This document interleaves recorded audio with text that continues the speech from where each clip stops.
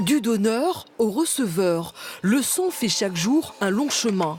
Lui et ses composantes doivent être transformés pour être transfusés. Jimmy, le technicien, arrive ce matin avec ses collectes. Premier contrôle, le poids de la poche de sang. Le résultat tombe, ce n'est pas bon. Le volume est trop bas. Ça veut dire quoi alors? Ça veut dire que le don a été arrêté avant la fin, ou à cause d'un malaise, ou à cause d'une raison technique. Un produit hors norme qui sera détruit ou servira à des fins de recherche.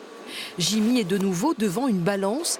Il étalonne les poches avant leur départ pour la centrifugeuse. La machine, à 3900 tours minute, séparera les globules rouges, les plaquettes et le plasma.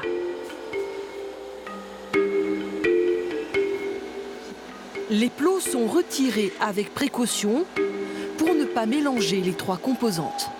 Une phase supérieure que vous voyez là, qui est donc du plasma. Une phase intermédiaire là, vous voyez, il y a une trace de blanc. Une marcation de blanc là, vous voyez, tout blanc. Oui. Donc c'est la concentration leucoplaquettaire. Ça veut dire que là, on a des plaquettes et des globules blancs. Et puis en dessous, on a des cellules qui sont des globules rouges. Autre étape importante, débarrasser maintenant les extraits de leurs globules blancs. Si on transfuse des globules blancs à une autre personne, il risque d'avoir un conflit entre les deux types de globules blancs, entre les globules blancs du don et les globules blancs du donneur, et ça risque d'être très dangereux pour le receveur. La préparation des produits sanguins est entourée de longues procédures. Tout est tracé. À chaque étape, la responsabilité des opérateurs est engagée. Ce don-là, il a été donné par une personne de manière bénévole, donc on a une obligation éthique de le respecter, de bien le traiter. Et derrière, il y a un patient qui l'attend.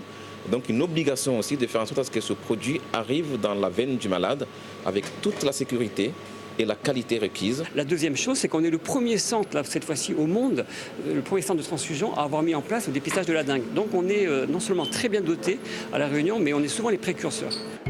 Chaque jour, les laboratoires de l'EFS préparent ainsi à la transfusion 120 à 130 poches de sang.